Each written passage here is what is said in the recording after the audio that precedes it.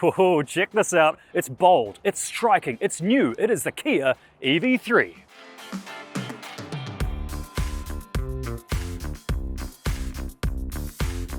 Yes, in an Ecotricity exclusive, I'm the first in the country to get my grubby little mitts on this, the Kia EV3, and look at it! Okay, now normally I'd start by telling you the price and the range, but Kia themselves don't even know the price. I can tell you the range, however. This thing can do 600 kilometers on a charge.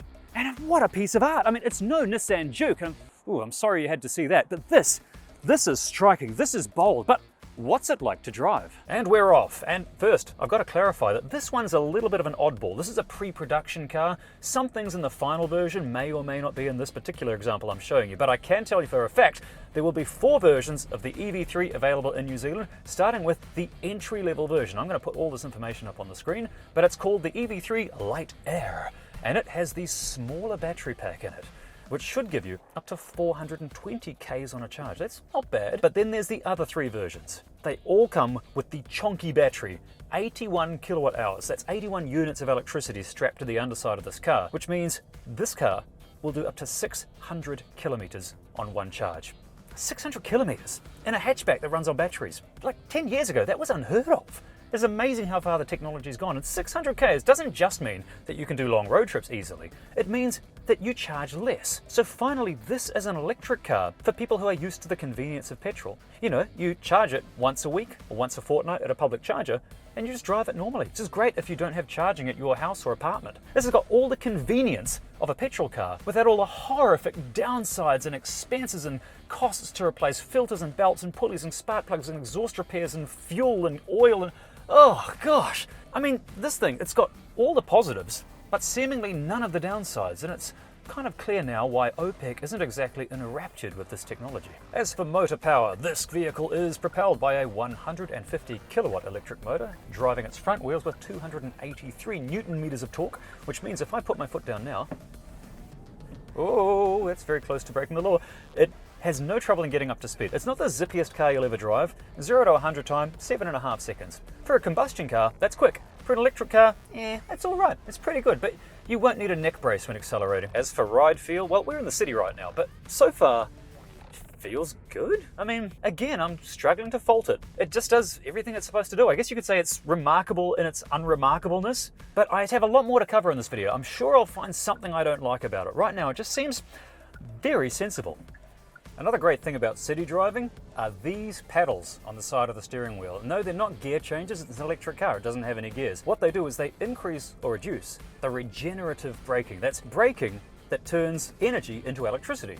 So when you're going downhill, right now, I've got the regen braking turned to 0. So my foot's off the accelerator, it just coasts. It actually picks up speed going downhill. But if I click this once, it feels like there's a little back pressure. Click it a couple more times. Oh, now we're in maximum, it's slowing down, probably annoying the person behind me, which means it's now turning that braking, what would have been wasted energy, it's turning it into electricity, and it gives you just a little bit more range per charge. It's brilliant, and it means that you can almost come to a complete stop. You can do one pedal driving. That means I can, see look, I'm slowing down just by taking my foot off the accelerator.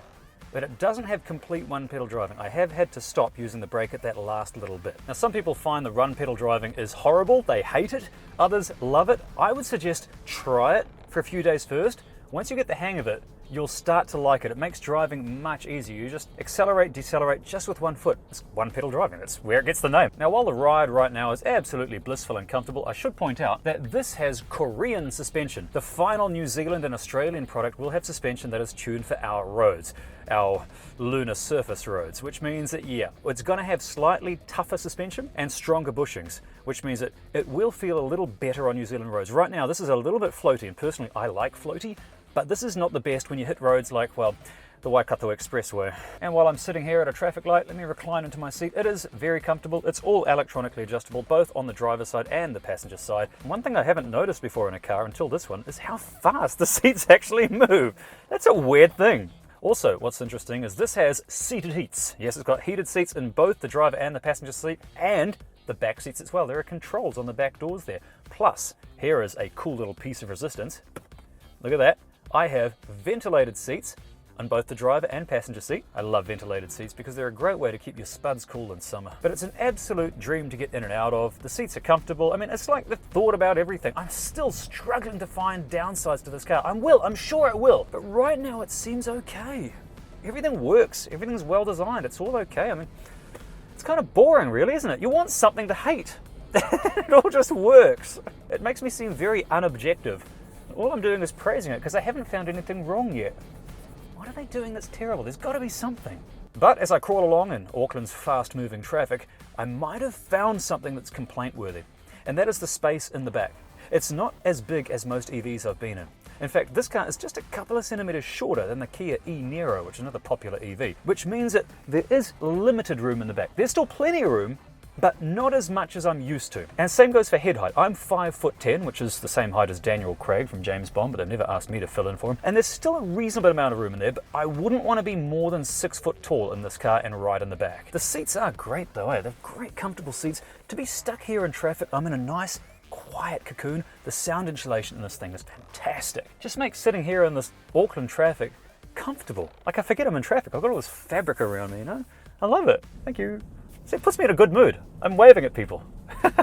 Oh, be quiet. Okay. Oh, I found another thing to complain about. That is that Kia is super conscious about safety. And this, when it's crash tested, as with all Kia cars, it is annoyingly, stupidly, ridiculously safe. It is a safety cage on wheels. But in order to get that super high crash rating that they all have, they've got so many warning systems in there. It's monitoring my eyes. Like this thing here, this is a little monitor looking at me all the time, making sure I'm paying attention, not staring at you in the camera. And it warns me if I go over the speed. It beeps at me and warns me if the speed zone changes. It beeps at me if I'm veering off the lane. It beeps at me constantly to the point where it is a little annoying at times. Okay, that's complaint number 2. I wonder if there'll be more. One thing that's worth mentioning though is that because this car was designed from the ground up to be an electric car, it wasn't like one of those cars like the Kia E-Niro, which was also designed to run on petrol.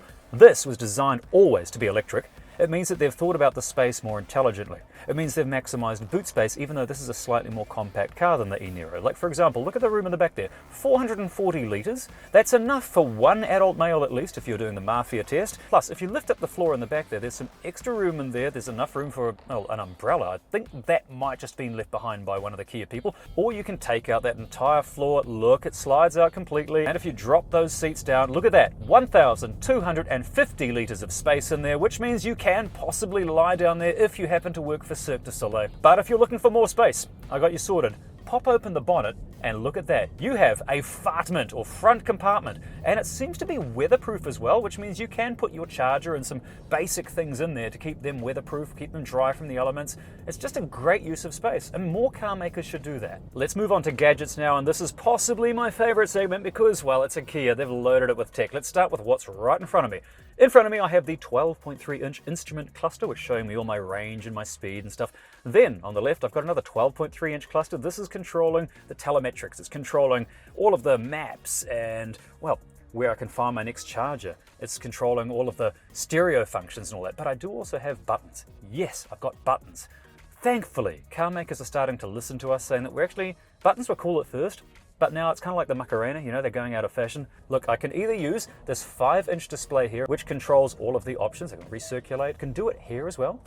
Driver's side, increase the temperature. Passenger side, decrease the temperature. But one of my favorite features that Kia has in this car is driver only. So say you're going on a long road trip, you want to maximize your economy. Well, first of all, you can put the car into eco mode by pressing the drive mode button, and I can also just press driver only. So now only me, the driver, is getting air conditioning. It's not wasting it on cooling 2 parts of the car anymore. That is just a little bit of efficiency. That gives you just a little bit more range. But can we get 600 Ks per charge? I don't know. For that, we're going to have to do a road trip. We're coming to that if we can get out of Auckland. I'm going to get more into detail on what features this car's got soon. Stay tuned. Right now, I want to talk about something that is coming for the New Zealand market that's been promised, and that is a mobile app. Yes, this car will have a mobile app. And it controls a lot more than you think it would. Yes, you can start the charge. Yes, you can look at the state of charge. You can see where your car is, but you can also go through and use the car's onboard cameras to take a snapshot of your car's surroundings, and it can send it straight to your phone. And that's coming to New Zealand. Not only that, you can select where you want to go for your next destination, put it on your phone, and it will automatically appear on your car's dashboard. You just send it to your car.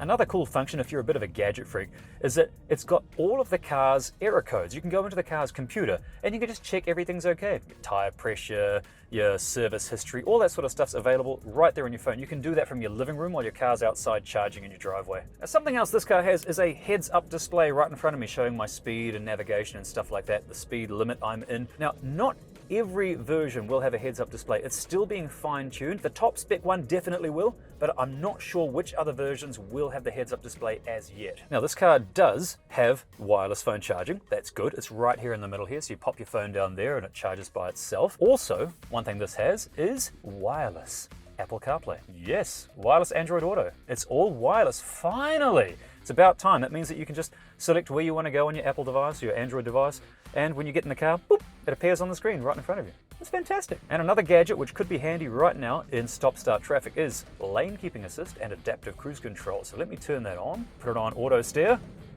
No way, I love this, man. It's maintaining the speed of the vehicle in front up to a maximum of 100, and it's steering as well. I mean, I've got to keep my hands on the wheel. This is doing all the hard work for me. This is the future. This is the future, man. I don't understand anti-electric car people on Facebook. Like, have they driven one? Because it's freaking awesome. This is nice. I feel like I'm being chauffeur driven. Like I'm getting in this giant, comfortable safety cage. It's quiet and it's comfortable and it costs effectively nothing to run. And it's driving for me. This is taking the agony out of stop-start traffic in Auckland, man. I love it. Do you have self-driving? No, you don't. Do you? No, you don't. What about you, sir? Do you have self-driving? No, you don't. No. It's a Kia, though. Oh, sorry. Pay attention. You're right. Sorry. My fault. To add to the comfort as the car brakes by itself, my feet aren't even on the pedals, is all of these cars come with at least a 6-speaker Harman Kardon sound system, but the top spec one comes with an 8-speaker system. I'm going to try that out later, but I think my favorite gadget in this car, forget about things like this automatic cameras. Oh, look at the definition of that. Forget about all this tech. My favorite gadget is the power outlet in the back. 230 volts. 15 amps maximum. The power point in the back means that you can run like full appliances, not just trinkets and phone chargers, but full appliances. Vacuum cleaners, microwaves, kettles, portable ovens. You can take this car camping. You can use this car in a power cut. And it's not just the power point in the back. You can get an additional device that plugs in to the side of the charging port on the car.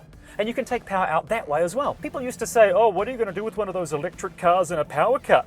Now you've got to ask, what are you going to do without one? And the battery pack in this thing is so big that it could run your house for days. Again, I'm sorry, where's the downside? Let's talk design now though, and I've got to say it's quite a bold and polarizing, decisive design. It's not for everyone though. Like I showed my mum this earlier and she wasn't taken by it. But everyone else I've shown it to seems to like it. It's kind of like the Kia EV3, but on a shrunk down scale. I mean, it's got those cool headlights. It's got decisive lines on the side. The wheels as well. Look at the wheels. Square wheels. Not literally square, obviously. That would be uncomfortable, but it's got square designed wheels. Very, very cool. Even the door handles, they're flush. They're kind of like Tesla ones, but inverse. Everything about it's just kind of retro cool. I don't know, I like it. It's kind of like a toaster, but a cool toaster. As for exterior colors, good news. You've got 6 to choose from. The only downside is they're all kind of subdued. There's no wild oranges or reds or blues. They're all very, very moderate, mild, safe colors. And that's disappointing. Same goes for the interior. You may see this delightful gray interior and think, wow, that's good, that's light, I like that, that'll look good in summer. No, the New Zealand variant will be black. Now I get it, right? The All Blacks, they're our rugby team. You know, the Black Sticks, hockey team. Black Caps, they're our cricket team. But couldn't we just mix it up once? What about something burgundy, something beige, something brown? Just anything other than black, black, black. Even the grey, I like this grey. No, sorry, not New Zealand. That's complaint number 3. Although I should add, in the New Zealand version, although yes, it will have a black interior, it will retain cloth. I've been promised there will be cloth sections, and I do like a bit of cloth. Not only does it look nice, but it helps to absorb some road noise, of which there's very little. Same goes for little sections here on the door. It's got some padded sections here. So I do like having some cloth interior, because when it comes to car interiors, I am a man of the cloth. And as I settle in for a drive home, letting the car do all the work, I'm going to put the ventilated seats onto speed 1. I'm going to recline my seat ever so slightly, adjust the lumbar support. Oh, there it is, going to my lower back. Oh yeah, that's good. And while the car does the work, I'm going to mentally prepare for a big fat road trip tomorrow. See you then. And it's time for that road trip. Let's drop it into drive and leave my house here in Tikawiti with the destination being New Plymouth. That is 163 k's away. We have 50% state of charge right now, which gives me no range anxiety at all, because I know this car can go a long way on a charge. So let's crack into it. This will be a great test of the efficiency because it's all open road driving, you know. It's driving fast, it's driving over hills, so it's going to drain the battery more than you would in the city. This will tell us how far it can really go on one charge. And while we settle in for a long drive, I want to bring your attention to something Kia is very proud of in this interior, and that is the amount of renewable materials that they've used to compile the interior. Everything from the seat fabrics to the dashboard fabrics, and they've even put in the corner of the dashboard a little QR code that you can scan, and it will tell you all about the renewed, recycled materials in this interior, which I promise you'll scan once out of curiosity and then never again. So to make it more interesting, I put my own QR code in the corner. And while we are on the open road heading to New Plymouth, I want to address a couple of pervasive EV myths. Myth number one, these electric cars, they keep catching fire. Yeah, you've probably seen that myth on Facebook, right?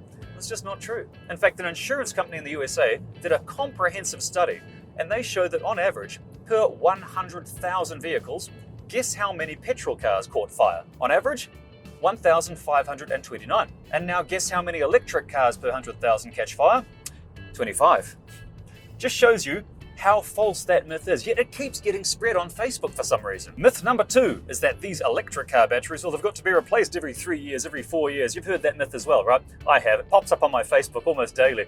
Fact is, it's just not true. The battery warranty alone on this battery is 8 years. That's just the warranty. I mean, laptop batteries don't even have warranties that long, and these get worked much harder. And that means that the battery in this car will retain at least 70% of its original capacity after 8 years. And that's just the warranty. That means realistically, the batteries in these electric cars now, they outlast the cars themselves. The battery in this car, I expect it to last anywhere from 15 to 20 years. The technology's just gone so far ahead. It's amazing. And it kind of begs the question, which individuals, which organizations, which corporations could even possibly benefit from a fear that slows down the uptake of such technology? I mean, I guess we'll never know. Oh look, there's a petrol station. But now let's head south to Taranaki, and sooner or later when I find a scenic spot, I might just stop for a cup of tea. This looks like a nice place for a cup of tea. Got my kettle, plug that in to the 230 volts main outlet right behind me. There we go, and that was too easy, surely. It can't be that easy. Oh yeah, it's clicked on. Takes a couple of seconds. Fantastic, man. This is brilliant. This is great for camping or in a power kit. Look at that, the kettle's going. Okay, let me get my tea bag. Okay. Got my cup. Oh, this is wicked, man. Oh, I can slide this out as well, very carefully. Look at that. I know it's plastic, but I do reuse these. So I'll put my tea bag in here and go and put it in the garden when I get home. So little things like that, you know, they become second nature after a while. Check that out. I'm making a cup of tea in a Kia EV3. And we've clicked. And now, very carefully, I pour that into my tea bag. Oh yeah. Oh, let me just adjust the air conditioning to make it ever so slightly more comfortable. Oh, loving it. This is brilliant. You can't do this in a petrol car, and it's all running on climate positive electricity. And that's another thing I should point out, is that this car is currently fueled up on ecotricity electricity. And ecotricity, well, it's New Zealand's only certified climate positive electricity provider. That means by joining up at ecotricity.co.nz, you can ensure that every electron Ecotricity provides you is from wind, hydro and solar, nothing else. Join up today, you won't regret it. You'll also save a bit of cash because the electricity, because it's only from renewable sources, it's really affordable. No downsides, only upsides, including a clean-made cup of tea. One thing I want to do while my tea is brewing, and it's coming along nicely, is just let you know that if you do end up buying one of these cars and you get tired of the bings and bongs telling you to keep your eyes ahead and don't go over the speed limit, you can go in and turn them off. You go into vehicle settings and driver assistance, and it'll bring up a nice little picture, and then you can turn off things like the speed limit warning, turn that off. And of course, go back, you can then turn off the driver attention warning, turn that off. Where is it? That one, forward attention warning. And there you go, done. The only problem is that you'll have to turn them back off every time you get in the car. That's one complaint. So Kia, if you're watching this, you got programmable buttons here. You can program these buttons to do what you want, like especially this one here. Why not, Kia, in your infinite wisdom, because you can have over-the-air updates in this car, that means that this car will constantly update and get fresher and more efficient and more gadgets, maybe even in the future watch YouTube videos and stuff. Why not make this button programmable to turn off all of the beeps and chimes and stuff? I know that comes at a risk. I'm willing to take the risk, but I'd love to be able to just push a button when I get in and ding, let me drive in silence, because this is such a nice car to drive quietly. That is unplugged.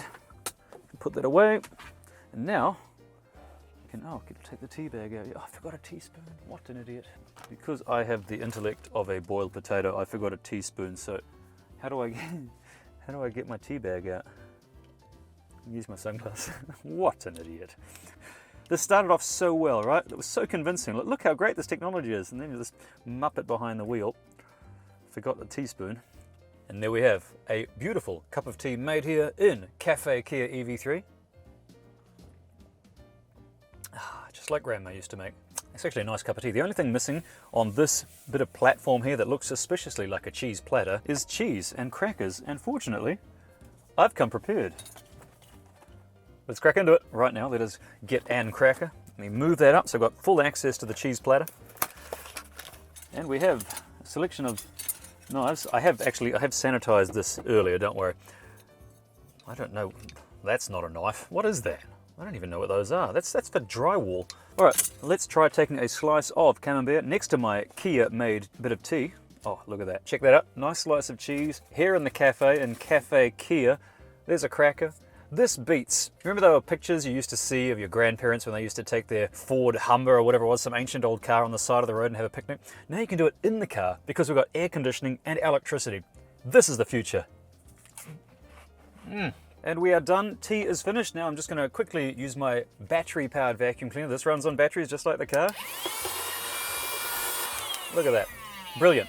The best thing is, because that outlet works while you're driving, I can charge up my battery-powered vacuum cleaner while I drive the battery-powered car to New Plymouth. The only thing I don't have a solution for is doing the dishes. Although actually I did. Back when I lived in the USA, I created this cool picnic box. It has cutlery and plates and a radio and speakers and all that, and even running water so you can do the dishes after you've been on a picnic. That's why you get home with clean dishes. It's a brilliant. Honestly, I'm ahead of my time. Right, now I've got cup holders down here, but do they fit cups with handles? None of them do. I don't think this one will. Surely not. Oh, no way! Look at that! It fits cups with handles! It's brilliant. They've thought of everything in this car. And on that note, let us hit the highway and I'll see you in New Plymouth where we'll talk efficiency. And we've made it to New Plymouth in the famous New Plymouth traffic. As you can see, we're still 3-4 k's away from the city centre, but we are crawling. Oh, we're stopped. Okay, now let's talk efficiency. And I have done this entire video since I picked it up 2 days ago on one charge. That's a first. It's got a big battery, this car. Okay, so we're down to 16% state of charge, but right now let's talk efficiency. And we are averaging 16.5 kilowatt hours or units of electricity per 100k. And that's good. That's just above average. So I'm happy with that. But what does it mean? How far can you actually go on one charge with a combined city-country driving? Well, stay tuned because here comes the spud score. Let's start with performance. And if this were a petrol car, it'd be considered quick. But for an electric car, such acceleration is pretty average. So I'm giving it 5 spuds. Handling's next. And even though this model has softer Korean suspension, it still did very well on the corners. And I expect the Australasian model to be even better. So 7 spuds there. As for comfort, I found it very smooth on our bumpy roads with good noise insulation, and the driving feel was positive. The cabin felt airy and light, so I'm giving it 8 spuds. Let's talk efficiency now, and I pushed it hard, driving almost exclusively on hilly highways, using 17 units of electricity per 100 k's. In English, that means that the way I drove it, I get around 460 k's on a charge, but a normal person driving normally with half city, half highway driving should expect to get upwards of 550 k's on one charge. Gadgetry is next, and this is where the EV3 really shines. This top spec version has electronically adjustable everything. It's got wireless everything. The large displays and quality cameras allow for easy parking. The sound system is surprisingly, refreshingly good.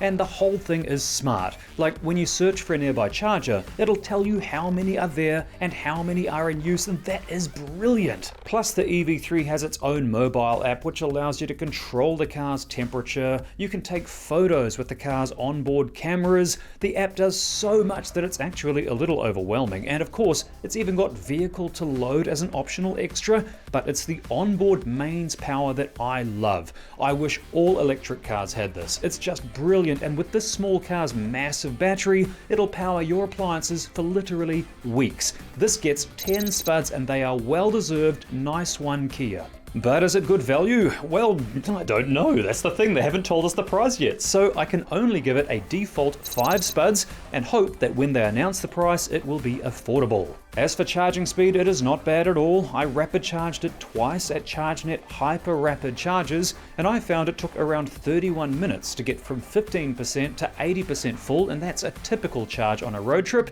peaking at 123 kilowatts, so I'm giving it 6 spuds there. What about style, you ask? Well, it is subjective, of course, but I reckon it's pretty bold. Those striking lines really suit the compact dimensions. It looks almost sci-fi. Like, I really like it, and it turned heads everywhere I went, so I'm giving it 8 spuds. But is it fit for purpose? Well, as long as you're not taking it on the racetrack, I would say absolutely. As you saw, I really struggled to find fault with it. It just does everything well. So to try and catch it out, I put my boss Mark behind the wheel to get a second opinion. It's obvious that I like the car and I find it easy to drive, but this is my boss, Mark. Say hello. G'day. He can speak. Okay, so he's going to drive the car. What are you looking for in a car? One of the first things is actually, can I see things? Okay, well that's important. And so a lot of the cars nowadays, the writing on the screen is too small to actually see, even while you're driving. So seeing temperatures, sometimes speed, is a bit of a challenge. So let's see if this one's any good. Okay, without giving you any instruction, can you put it into drive? Okay, I've been playing around with it. I can turn it on and off. Yep. That's it. I've got You got it. You got it. Easy. You got reverse. Okay. Let's It's go the wrong forwards. direction. Well, Yeah. oh, it's the wrong way. The other forwards. The other forwards. Okay. There we go. Now you've got a lot of history driving cars. You were actually a race car driver, right?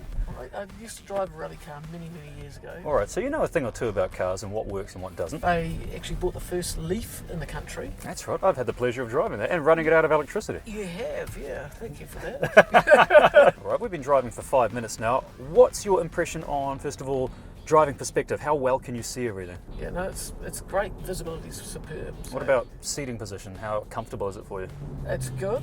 It's got electronic buttons on the side for seating, which is Is your great. lateral support okay, or is Yep. it Yep. not too much movement? Yeah, no, it's actually really good. Especially given that I think this is an entry level, going to be an entry level car. It feels a lot higher grade spec than entry level cars. Oh, that's a reminder. Oops, crikey. Yep. That's the problem with electric cars, is that they're so quiet. They naturally commit crimes. Yeah, I know. Time for the ultimate challenge. Now, Ecotricity's car park is a bit of a challenge. So let's see if we can get all the way down here without having to do a 7,000 point turn. Okay, I can see that onboard camera here is showing me all the angles. Oh, look at that. That's easy. Oh, that's a bit easier than the Onyx 6. What's my height like up there? Well, I can see through the sunroof. It's all good. All right, now this is going to be the next challenge. Trying to do a tight U-turn around there. So take it as wide as I can. What's that turning circle like? Oh, gonna have to do a little bit of a three-pointer here. Not much.